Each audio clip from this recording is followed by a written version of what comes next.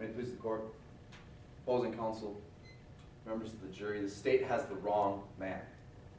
In the summer of 2012, while working in the ticket booth of Rock to World Amusement Park, a man sold counterfeit admission wristbands to steal money from that park. Later that summer, on August 30th, that same man forcibly robbed the ticket booth at Rock to World, where the park's accountant was working at the time. Because this man attempted to escape through a ride that was already running, a security guard who was chasing him was struck by that ride and died that night. The sole man who planned and committed the wristband scheme and robbery of Rock to World during the summer of 2012 escaped that night. He has not been seen since. Those crimes were committed without Whit Bowman. That man's name is Cameron Poole. You're going to hear a lot about Cameron Poole throughout today's case, but we, the defense, are not here to defend Cameron Poole. We're here today because the state has the wrong man. Meet Mr. Whit Bowman, a young, hardworking man who made it a point to live within the law.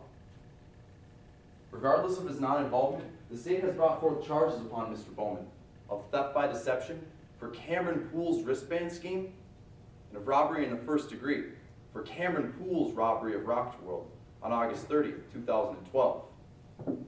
Furthermore, because Winston Thomas died in the process of Cameron Poole's escape, the state has charged this man, Mr. Whit Bowman, with felony murder. To find Mr. Bowman guilty for these crimes, the state would have to prove each element of these charges beyond a reasonable doubt, the highest burden in the legal system.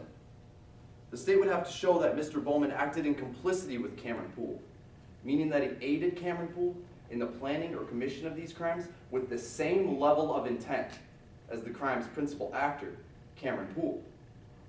Now, of course, the state will be unable to do so, as Mr. Bowman simply did not assist Cameron Poole with the intention of furthering these crimes. The state has the wrong man.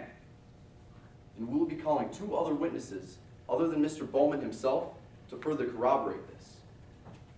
We will be calling Beckett Conroy, or Buttons as he likes to be called, the owner of a water park Mr. Bowman used to work at. Mr. Conroy will testify to the truthfulness and nonviolent nature of Mr. Bowman's character. Mr. Conroy, as the previous owner of the Tunnel of Terror, the same ride that's in question today, will tell you about the poor condition of that ride's control panel, and that at his park, ride operators would hit the maintenance lever that causes this ride to go into something known as blackout mode on accident. The same lever Whit Bowman accidentally hit on August 30th, 2012. The state has the wrong man. You will also hear from Charlie Kaminsky, a taxi driver, who was the last known person to have seen Cameron Poole. Charlie Kaminsky will tell you about phone conversations he overheard while driving Cameron Poole to the Midlands Marina that further show Whit Bowman's innocence. You'll hear that the only reason Whit Bowman was behind the Tunnel of Terror on August 30th, 2012 was because the ride he had been assigned to work, the Mind Eraser, caused many of the park attendees to vomit. And being the last day of the fall festival, Whit here could not take an entire day of cleaning it up. It was regular for Mr. Bowman to make such a switch. You'll hear the only reason the ride went into something known as blackout mode was because Mr. Bowman was shot at, panicked, and accidentally hit the wrong lever. He didn't even know the robbery was going to occur. Members of the jury, the state has the wrong man.